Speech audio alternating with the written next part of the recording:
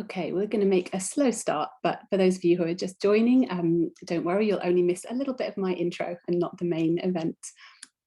So welcome everybody, and thank you for joining us for this edition of the Crae webinar series. I'm Anna Remington, Director of Crae, and it's wonderful to see so many names here, both familiar and new ones. As you may already know, here at the Centre for Research in Autism and Education, we're a team of autistic and non-autistic staff and students based within the UCL Institute of Education and part of the Department of Psychology and Human Development. We aim to conduct high quality, cutting edge research, but also to ensure that the results of that research reach those who stand to benefit from them. The Crae webinar series is one aspect of that, allowing people both within and beyond academia to hear from some of the key researchers, practitioners and advocates in the field. Through everything that we do, we take a participatory approach, which means we work with autistic people in all stages of our research and initiatives, from the initial design right through to the sharing of outcomes. We hope that this means that the work we do is meaningful for the autistic community. At this point, I'd like to say a big thank you to all our funders, supporters and team members who contribute to our work and make it all possible. In particular, a special thank you to Pears Foundation for their generous ongoing support that underpins everything that we do. Today, we're really thankful to have the wonderful Bethany Donaghy and David Moore with us today to explore the experience of pain in autism. They're both based at Liverpool John Moores University, where Bethany is an autistic doctoral researcher examining factors relating to pain experience and expression in autistic children and young people. David is a reader in pain psychology, and his research interests include the experiences of pain and gentle touch in autistic people, as well as the cognitive impact of pain. David's recent work has been examining how to provide better pain education and management for autistic patients. You're all very welcome to put questions for Bethany and David in the Q&A box, and I'll ask them as many as possible at the end. You can also post these questions anonymously if you prefer. And now I'm delighted to hand over to Bethany and David, who will be talking today about pain in autism. Thank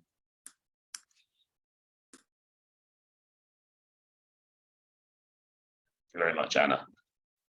I'm just going to try and work out how to do sharing screen on a single screen now, which will be exciting. So hopefully you can see my slides now. Wonderful. So thank you very much, everyone, for being here today and for coming to listen to us to talk a little bit about our work looking at pain in autistic adults and primarily our more recent work looking at pain in autistic children. One of the things I just want to kind of throw out there to start with is that within some of the slides that I have here, I will the use of the diagnostic label autism spectrum disorder will be in there. Although the work that we do is has strived to be participatory and inclusive, some of the work from a few years ago still unfortunately uses this label. I've included the titles here so that people can find out more. What you'll find is that certainly the work that we've been leading more recently has taken that kind of approach more clearly. The other thing I just want to start off with is giving an idea of what it is that we are talking about when we talk about pain. And to a certain extent, this is just to try to also give you an idea of where we won't kind of go within this talk. So the International Association for the Study of Pain's definition of pain is that it's an unpleasant sensory or emotional experience associated with or resembling that associated with actual or potential tissue damage. So I think the really kind of clear and important thing here is that what we're talking about is pain that we might think of within a more kind of medical framework.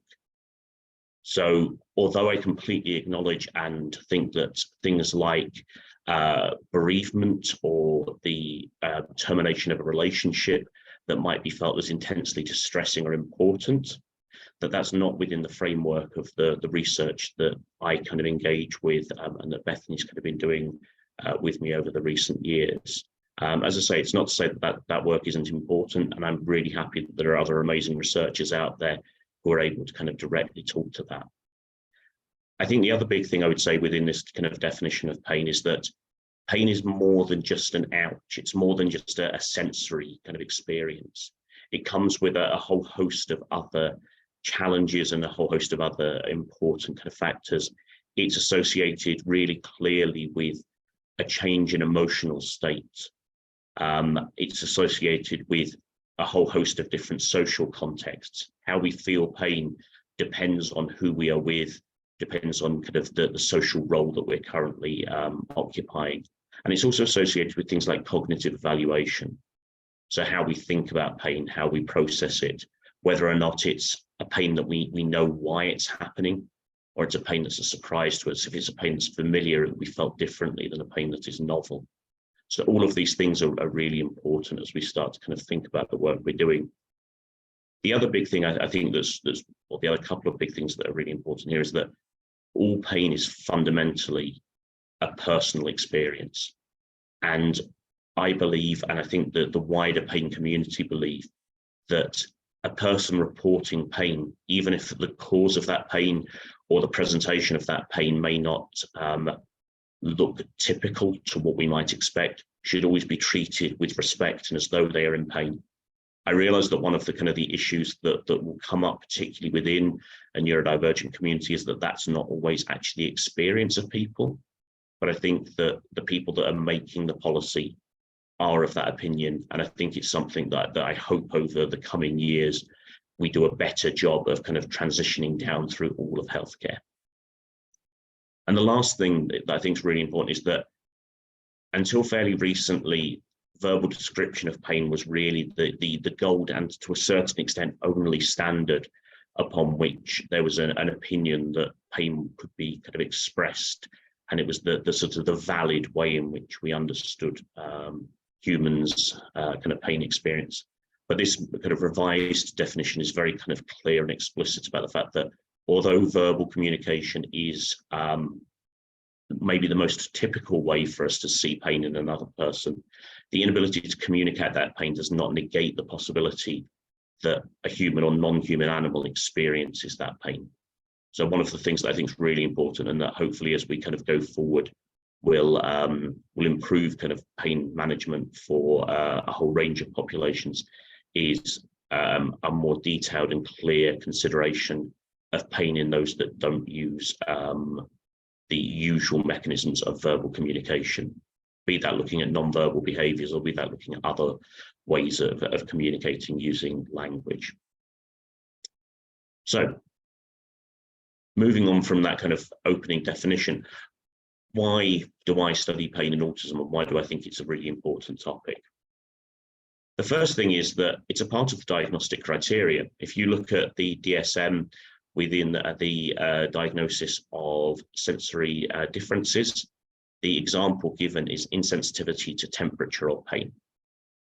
So that has a really clear point that's being made there, that autistic people may show no response to pain. And I think that's something that I'll kind of circle back to a few times over this talk, because I think there are some really kind of big implications of an assumption that a population don't experience a pain sensation, particularly amongst those who don't use the sort of verbal communication, because it means that medical professionals are potentially kind of biased towards a particular interpretation of signs of distress there.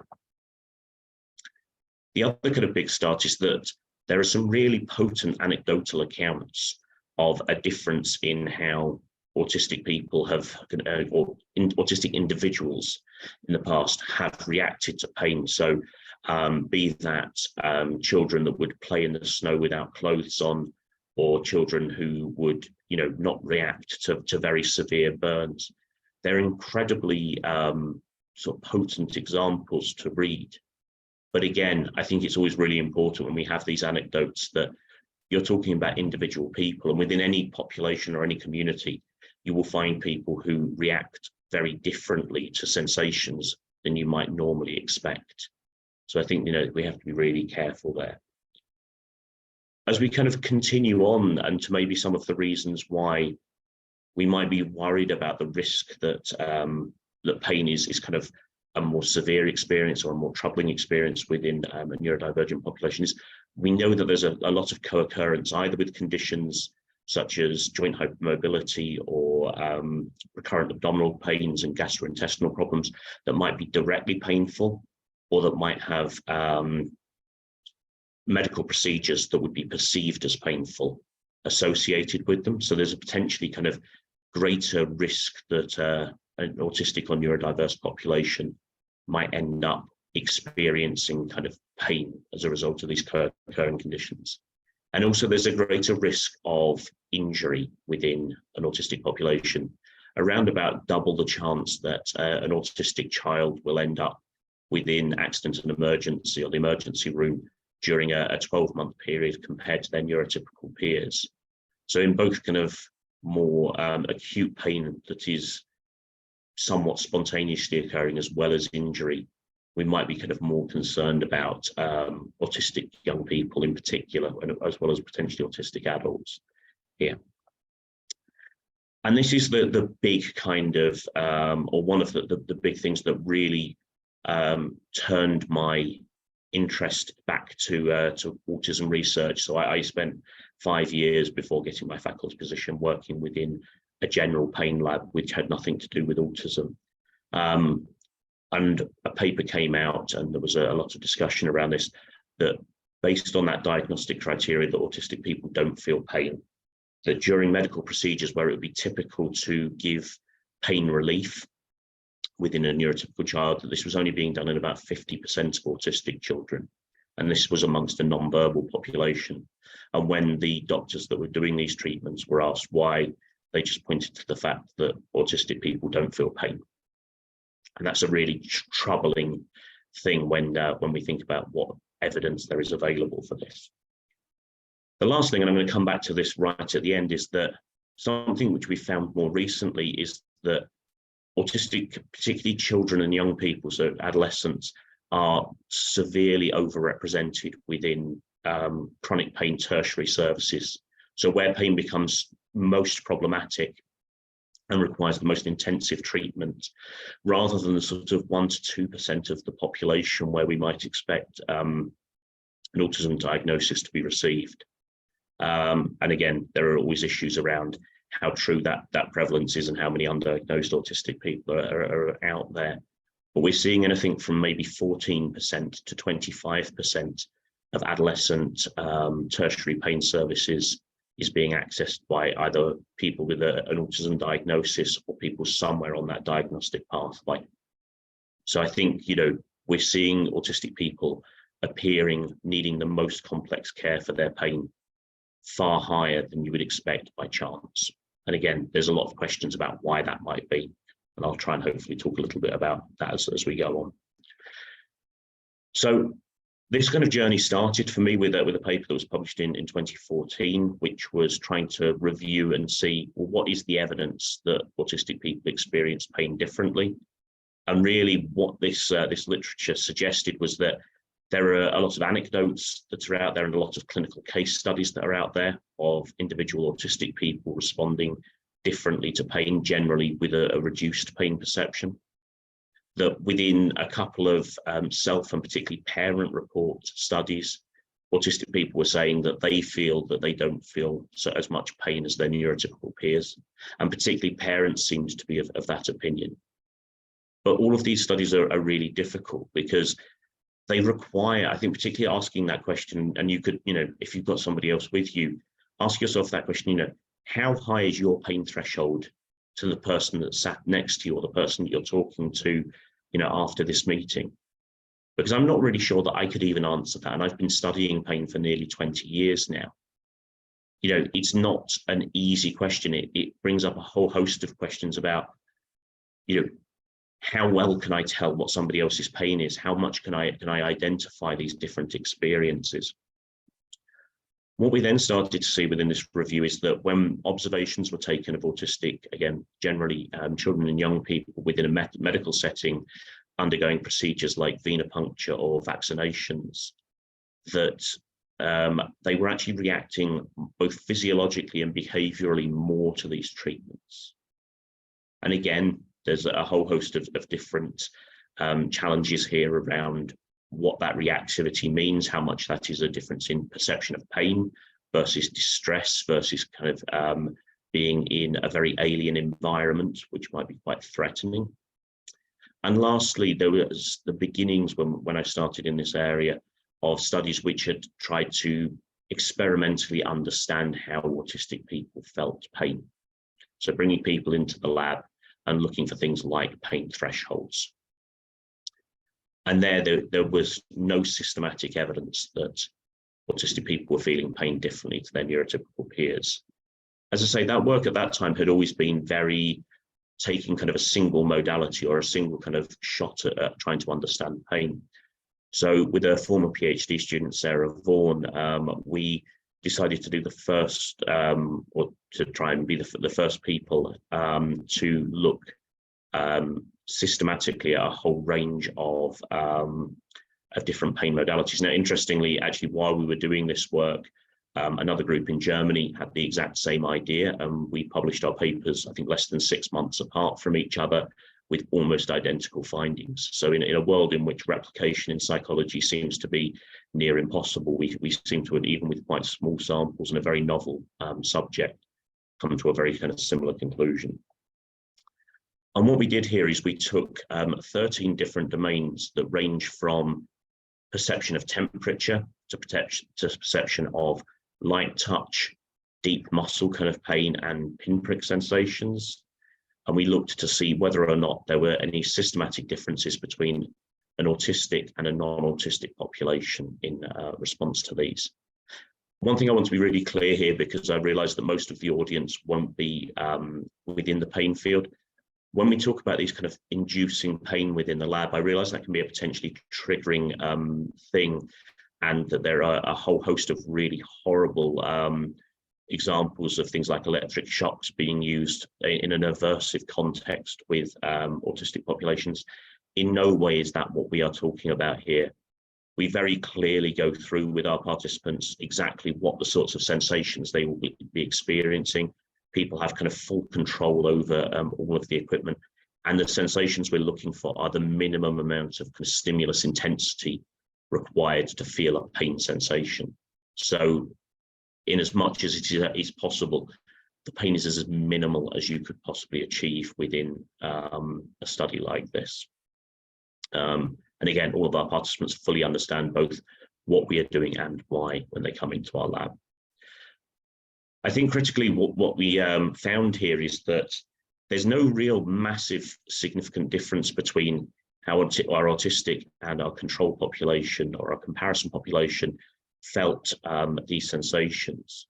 Potentially, our autistic group were slightly less sensitive to very, very light touches with kind of small plastic filaments, a little bit like being touched with a hair.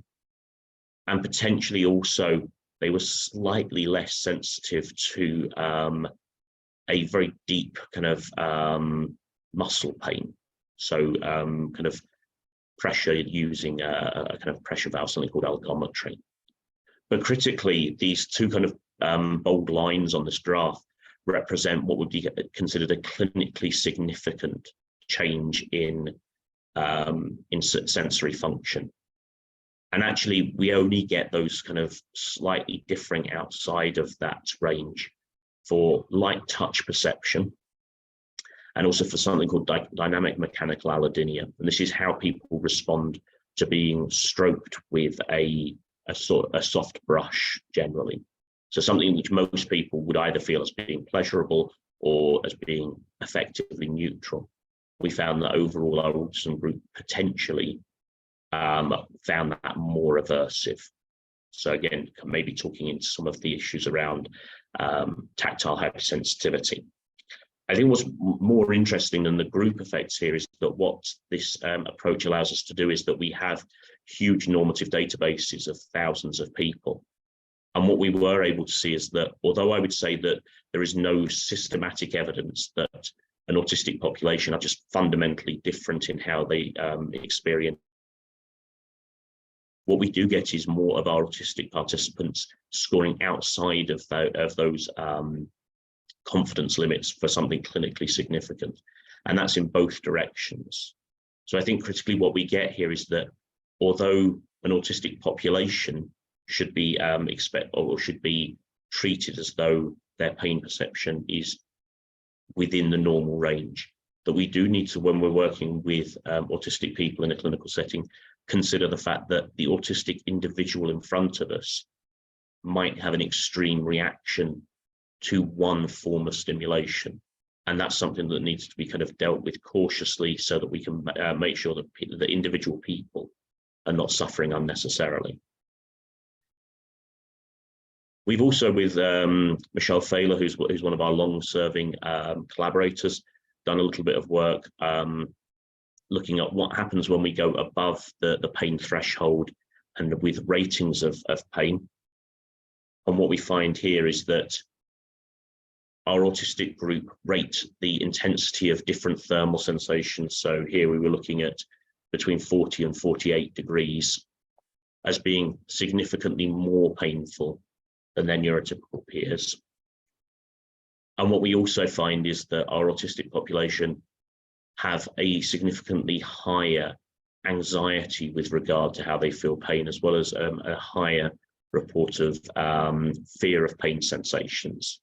So this potentially suggests that what we kind of critically find here is that within an autistic population, the anxiety and the kind of psychological experience associated with pain might be kind of more extreme. And again, that's really important and something I'll come back to. I think Bethany will kind of touch on within her section in a moment. Critically as well, we found that there was a correlation between how the pain threat or the pain ratings that we got within this study and the levels of anxiety.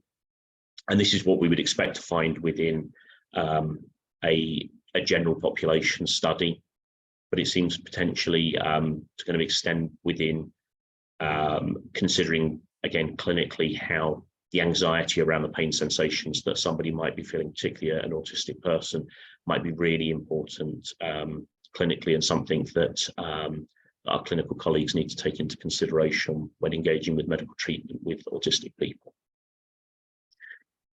So I always feel really stupid when I get to this point in the talk, and I have to give the kind of the statement, especially to a kind of an audience which presumably will include some autistic people and some carers for autistic people, as well as people who do a lot of research within this field. But autistic people can feel pain. It feels like a really stupid statement to make, but given what was coming before we started doing this work, where there was an assumption that autistic people didn't feel pain, I feel it's still really important to emphasize that point. And actually, this was kind of the beginnings of what we were trying to look at here. We then started to kind of move more recently into coming out of the lab and trying to understand a whole host of aspects of pain that's experienced in the real world, because fundamentally pain that's experienced in the lab is very controlled, it's very understandable. You can press a magic button and it stops immediately, and none of these things are the case when we feel pain outside of that context. So I'm going to hand over to Bethany here, who's going to present some of the amazing work she's doing in her PhD. Thank you. So as Anna said at the beginning, I am an autistic doctoral researcher, and my PhD predominantly is looking at this experience of pain and expression of pain within an autistic paediatric population. To begin within the PhD, we started with interviews to kind of gain this qualitative component where we could really grasp and understand what these experiences of pain for autistic children were and are. And we basically did this with 10 autistic children and their parents. So the way it was structured was we would speak to autistic children first for about an hour, and then we would speak to their parents afterwards for an hour. So we could get this dual perspective of the subjective and this kind of observer report of pain. We included a questionnaire prior to actually completing these interviews, and whilst this served the purpose that questionnaires typically use within research of gaining a kind of demographical idea of our population, given the nuanced approach we were using, we wanted to be inclusive of, autistic experiences and being able to adhere to providing context for what we were doing and incorporating any adjustments. And we approached this kind of idea from my own experiences as an autistic person, but as well we had a PPI panel. So we used the voices of autistic children, of autistic adults and parents to kind of gauge the best way we could approach our methods. So some things, for example, for the purpose was, as we were talking about pain, we wanted the children to identify a time they had been in pain prior to talking to us.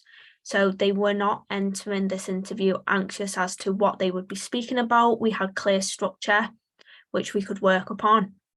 And as well for adjustments, so the children could decide, for example, that they didn't want the cameras on during the interview, which was totally fine. They could even say they didn't want my camera on, they didn't want to see me. Again, totally fine. We even had some children as well specify things they didn't want to talk about, and they also specified that they preferred to chat over the chat function, which we facilitated, and we carried out the interview for one participant primarily through the chat function. Following this, we completed the interviews over Teams. If you could go to the next slide, please.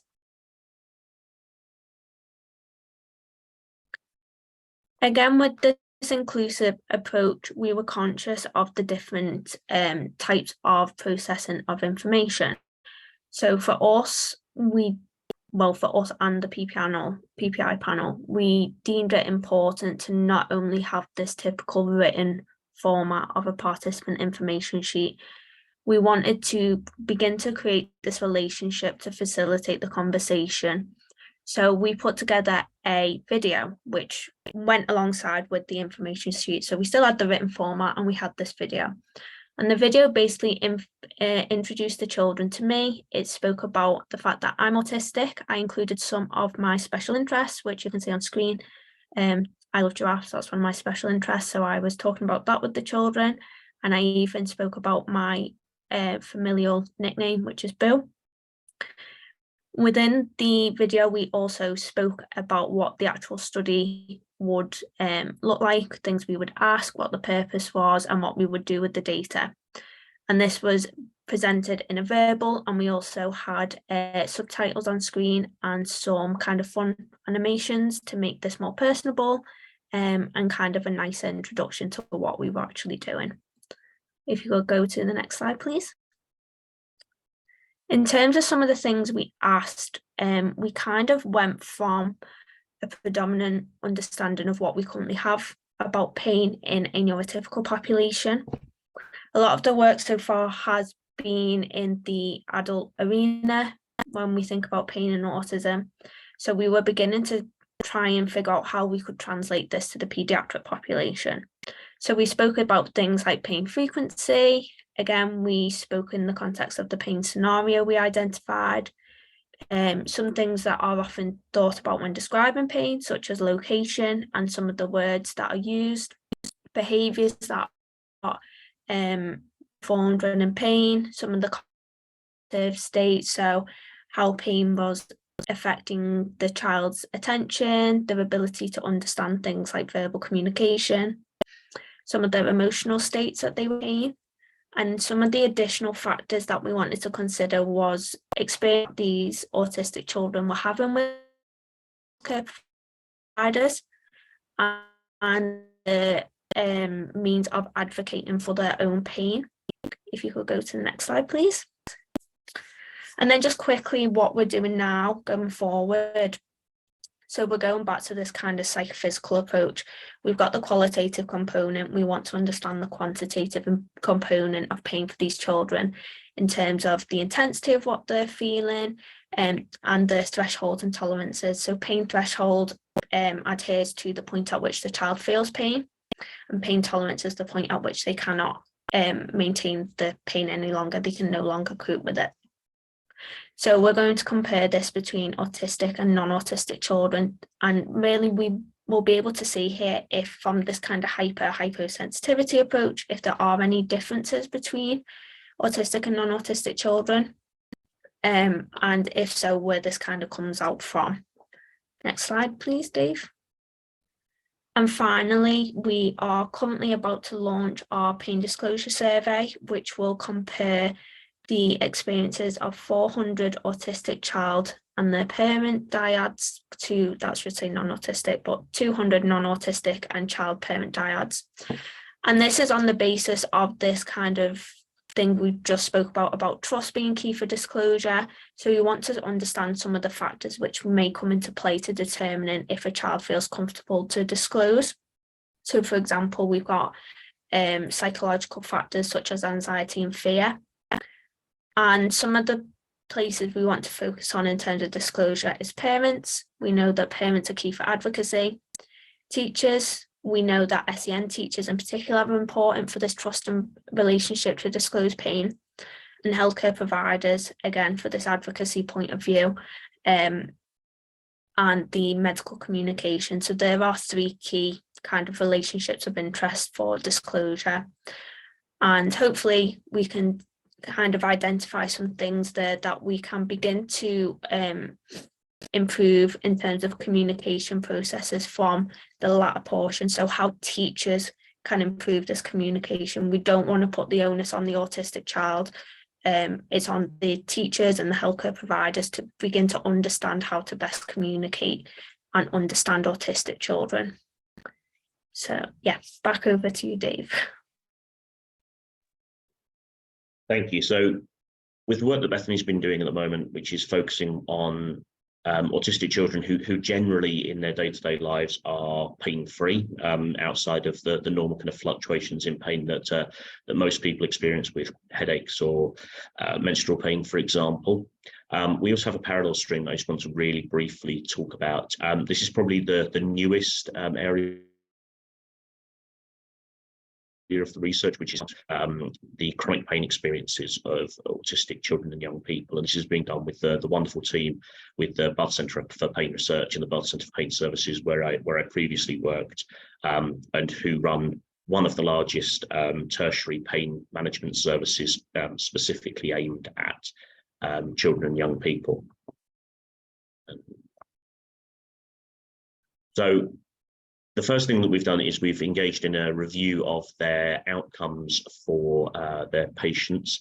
Their pain management program is based on a 3-week residential program, so it's very intensive. This is you can see that over a number of years they've treated 112 patients, so it's a very specialised service. There are not a huge number of people going through this treatment, and really the children that do go through this treatment come from all areas of the British Isles, because they have ongoing, unremitting pain that seems to be kind of resistant to kind of management within kind of GPs or within sort of standard physiotherapy processes.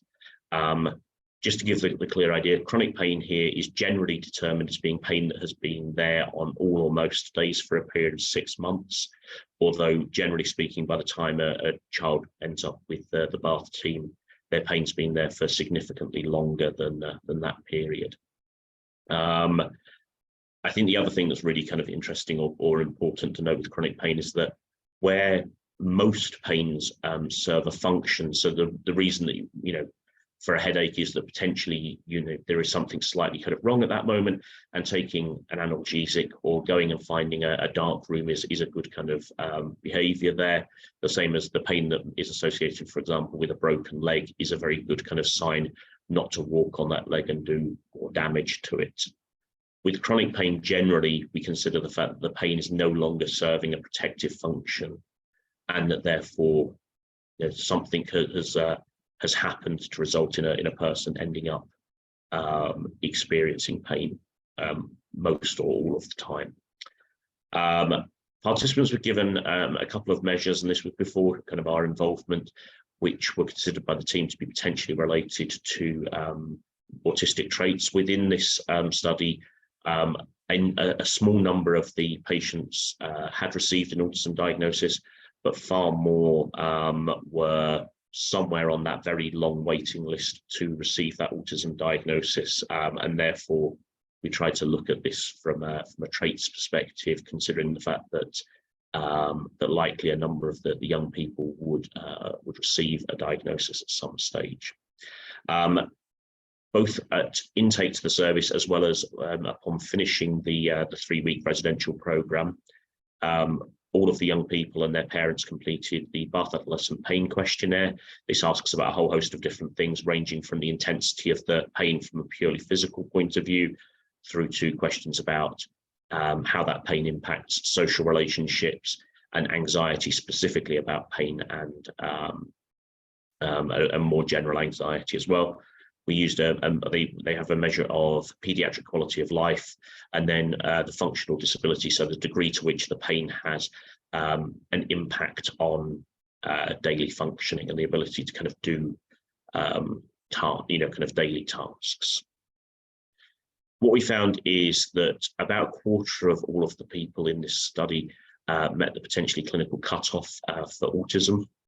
So again, suggesting that there's a very high overrepresentation potentially of autistic people within chronic pain services.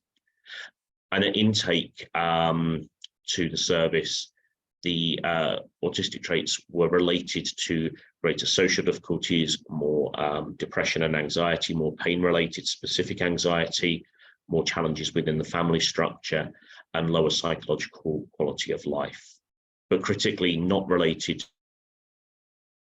physical sensation or any aspect with physical functioning. So suggesting that it seems to be particularly these psychological factors where when we think about patients ending up in a chronic pain service, where we might need to be particularly kind of cautious and consider how we can help to support autistic people in the future. Critically, within this study, the pain management program was successful in improving all of the psychological aspects of health. And it's probably one of the other things to throw out there at the moment, which is that within chronic pain patients, one of the things that's really hard to do is to actually change the intensity of the pain. That's one of the biggest challenges that I think we all face as researchers and as clinicians. So often the main goals are to try and think about how can we allow people to kind of function better, to have the impact of the pain be less. What we looked at within this study was to try and see how much of a magnitude of improvement happened as a result of the pain management program, and then to see whether or not that related to autistic traits. And critically here, we found that using this kind of very complex, very specialized multidisciplinary pain management program appeared to be broadly effective for what we are terming our kind of autistic adolescents within this. So related to these autism traits within a population where we anticipate a higher level of autism. So this is really important because it does suggest that and some of the kind of the rather scary kind of information we were getting before this, services were worried about offering complex pain management to an autistic population because they may not respond to it, and it may be better that pain would be managed by a CAMS team, for example. What we're finding here is that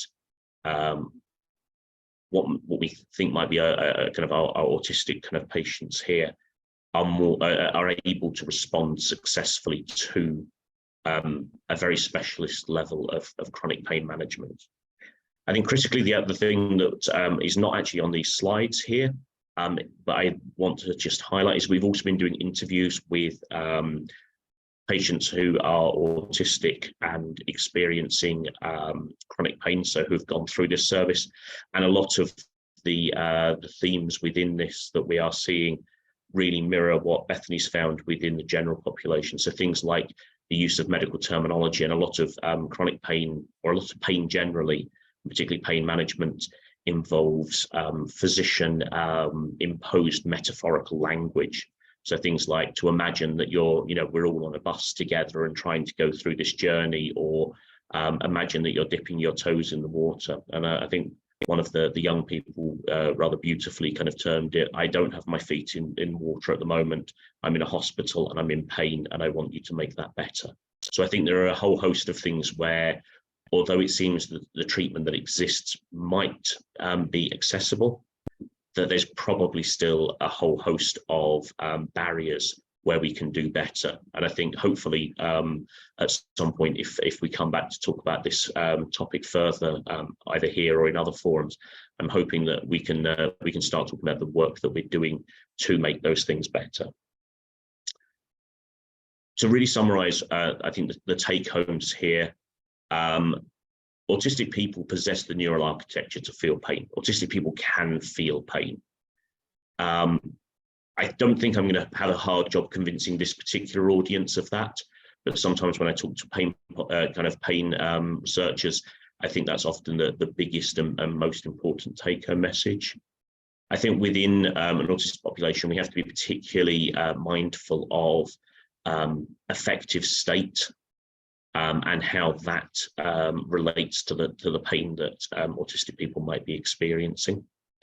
And potentially considering one of the topics which we haven't had much time to go into, how that pain is communicated and how that pain is expressed, and having healthcare providers be more sensitive to what pain might present like in an autistic population.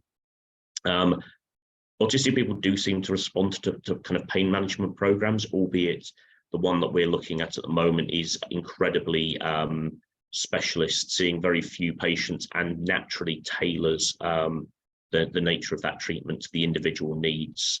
So it may be kind of already a bit more friendly to a more diverse population anyway. And one of the big next steps I'm hoping that we can talk about is how we can modify that treatment further to make it even more autism and neurodivergent friendly. I think there's a whole host of different things that we want to look at going forward, better understanding the individual differences in how autistic people feel pain. We know about individual differences within the neurotypical population, but it's critical that we understand who might be the most vulnerable and what can we do to particularly help to kind of protect and to put support in for those individuals. We're seeing increasingly that particularly chronic pain seems to be high in either autistic females, and the data is very small, considering that you're looking at a subgroup of a subgroup of a subgroup, but potentially those who identify within kind of more broad non-binary kind of gender identity. So trying to understand those kind of most vulnerable groups to pain perception. Looking at how we can better help people to communicate pain and have pain communicated with autistic people, both using verbal and non-verbal mechanisms, and trying to optimize pain management. And the big kind of additional step is really, we don't want to, and this is something that Bethany and I talk about all the time, we don't want to put the onus for managing pain onto autistic people here. Working out what we can do within the autistic population to support and to provide people with the ability to help to support themselves is obviously important, but it will only achieve a very small amount, where we need to consider also how healthcare providers can be better educated and can have better tools at their disposal to support autistic people's kind of pain journeys, and to both hopefully prevent and to reduce that overrepresentation of autistic people in tertiary pain services, and to maximise the outcomes that we get once, where individuals do end up in those services. So we're thinking about things like autism-specific training, better awareness of kind of autistic services, and kind of better integrated care pathways. These are all conversations we're having at the moment. Communication between pain services, so that the needs of individuals don't need to be re-established every time they make a transition, either from paediatric to adult care, or from physiotherapy to a kind of psychological therapy for their pain. Considering the fact that there may need to be kind of increased patience and flexibility to build trusting relationships, that therapeutic relationship is so important and is based on trust. And if you've got that kind of challenge of a double empathy problem, where a neurotypical therapist is trying to support an autistic person, trying to work out how we can work with that therapist and with that autistic person, so that that trust can be developed and genuinely earned, so that that therapy can be improved. And we're talking about things like, trying to make the integration of special interests the use of kind of preferences for routine seems to be really critical for good outcomes for autistic people in some of our interviews, and trying to look at some of these abstract concepts and trying to make them more relatable to this population, and also allowing autistic people to kind of generate their own kind of concepts around pain and understanding those rather than trying to impose them from a neurotypical framework. I just want to kind of thank our kind of wonderful collaborators, both the Smart Sensory and Effective Neuroscience Research Group at John Moores at the top, as well as a number of our collaborators, including the Michelle Fager and Megan McMurtry, who are in the US and Canada, the International Association for the Study of Pain in Intellectual and Developmental Disabilities Special Interest Group, of which I'm one of the committee members of, and who are trying to work on wider kind of developmental challenges around pain, as well as a number of the team at Bath and Laura from Crae, who's been really useful for some of the very early kind of work within the kind of more participatory frameworks, and who we continue to hope to work with kind of further on some of the other work we're doing. So thank you very much, and I'm happy to answer as many questions as I can. Thank you so much to both of you. That was just such an engaging and accessible talk, and with such important practical messages. So I know by the number of questions that have been flooding through that everyone has been really, really interested, and I definitely have too. So thank you so much. We've got only a few minutes, so we'll try and ask as many as possible, but very kindly, Bethany has put in the chat both of your contact details, so any that we don't get to answer now, I think that you'll be happy to carry on those conversations on Twitter or via email, so thank you, that's great. Absolutely, we're always delighted to talk as much as possible with anybody who's interested. Great, okay, so a couple of questions that were asking about fibromyalgia, and one who says that this is from someone who says they were an undiagnosed autistic child with no pain threshold to burns, deep cuts, sprained bones, etc. As an adult with a diagnosis of autism, I now experience daily chronic pain, diagnosed as fibromyalgia. Could this be a result of my unmasking? And a related question was whether there's a link between fibromyalgia and autism. Wow, there is a lot to unpack with that, and it's a really good question. I think that trying to think of the best way to kind of go about that one. I think a lot of what we understand with fibromyalgia in general is not great. It's one of the I think one of the big unmet challenges within the chronic pain world more generally, and actually I'm hoping to kind of go and learn a little bit more about that over the next couple of days. But we do kind of have a lot of reasons to suspect that both kind of physical and psychological, early physical and psychological traumatic experiences are a risk factor for the development of fibromyalgia later in life. So some of those experiences may be a part of that kind of complex picture that may result in fibromyalgia later in life. I think that question around unmasking again is really challenging. I think probably the biggest thing I would say is that in as much as I understand it, and I am speaking here as a non-autistic researcher, masking is a fairly Herculean effort of cognitive processing to manage to kind of to hold that mask up. And one of the biggest things we know about pain, and particularly fibromyalgia, is it affects cognition, it affects attention, and it has a huge effect on fatigue. And I think for that reason, I think living a life with fibromyalgia as a part of that will make that Herculean effort to kind of keep that mask up so much harder. So I think in short, my answer is yes, probably we don't have enough data to say certainly. And I hope you manage to get as much kind of pain relief as is possible for the pain you're experiencing. Thank you. Quite a few questions asking about really practical aspects, and I know that you've mentioned that we really need to be changing the environment and changing what medical practitioners can do rather than putting the onus on the autistic person. But there are, I think, in the meantime, a lot of people who are asking for real practical tips. I'm going to read one, but I think it's representative of quite a few questions that have come through. And this attendee has said, I have 2 autistic children and I'm neurodivergent too.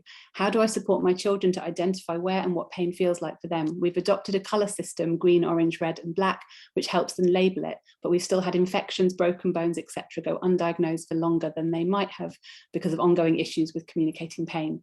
My worry is I know the outward signs of pain for each of them and can help them to talk about it, but as they get older, they need to be able to identify and advocate for themselves more. Any tips or advice? Really appreciated. I think, again, it's a very early stage for these things, but I think the advice I would give on this topic is, and it sounds like it's something that you're already doing, is to have a really open dialogue about pain, and to have that be a part of a conversation that's talked about non-judgmentally. I think more generally where pain becomes most problematic is when it becomes a kind of a dirty thing, it's a secret thing, it's something that we don't want to talk about. And I think just having that conversation about, how are we feeling today? Are there any kind of pains? Is there anything that's uncomfortable? Is there anything which might be kind of concerning you? And just trying to have those conversations and encouraging them to have those conversations with other people in their lives where that becomes a normalized part of communication. I think, not just within a neuro, people generally are really bad at noting that they are in pain, and then also believing that they can go and seek medical support for that pain. So I think just having that as being a part of their lives and a part of your life where it's normal to seek help for those things. As far as the question over how to get that within the healthcare system, I think that's a really big challenge. And I think a big thing I would say there is, trying to particularly find maybe a primary care kind of GP who is sensitive to, who understands the particular way that you and or your children kind of present, and that kind of open dialogue can be had there as well. And even where, and I'm going to use a word I don't particularly like, but I can't really access a better one, even where that behavior might be odd, as in it might not be what is in a textbook over how someone acts when they're in pain. If you've got somebody who knows that is how pain is for you, then that's the really critical thing. And again, really circling back to that first point, pain is fundamentally subjective. It is how you feel it. If I can jump in as well. So one of the things we found really useful that may be helpful, and I think someone else in the chat has spoke about the use of pain scales and stuff, is providing pain anchors. So a lot of the children like to describe their pain in comparison to like the worst pain they've ever had to gauge things like intensity and stuff. So it may be helpful to have a conversation about something like that with the healthcare practitioner to see if maybe they could even put on the notes that the approaches that you find useful. So, when they go through the medical system or when they are older, it's there for them to access. And speaking from experience, this is something that, from my own personal life, we have incorporated to facilitate. So you don't have to keep saying it and you don't have to keep bringing it up. To help with that kind of aspect, because it is draining to constantly have to tell a new healthcare professional each time, and it's not inclusive or accessible in any way. So if you could have a conversation as early on as you can to see if it could be added, I think that may be helpful to you, hopefully. Thank you, really helpful suggestions. A question here about any research into delayed pain response. I wonder if either in your own findings or anything you know of, whether someone is asking about that it might actually take time to realise and process certain pain stimuli, whether you've come across that. So the short answer I would say to that is I've come across it, but it's not something that I think we know a huge amount about. I think a very related concept is also what's often termed referred pain. So where an injury might be at one location but felt at a different one by a person, and these are not uncommon, but certainly not common sensations. And I don't think we hugely understand them. Again, I think with the kind of the delay in recognition of pain, I would kind of refer back to what we know about kind of pain overall, and that although pain is the ouch, that is a part of it. Things like the cognitive appraisal and the impact that pain has and how we think about pain are really important. And particularly if that pain is confusing or null or challenging, then it may take any person longer to process that, and particularly maybe within a neurodivergent population, longer again to kind of work out how to articulate that in a way that a kind of a non-shared kind of observer might kind of comprehend. I'm aware that unfortunately we're out of time and there are so many interesting questions. So anyone who we didn't get to ask your question, please do get in touch with Bethany and David via Twitter or email. It's clear that everyone has really understood the importance and the practical application of your work. And we're so grateful that you took the time to come and speak to us today. Thank you so much. And to all of you for joining us this afternoon, we really appreciate it and we hope to see you at another Crae event very soon.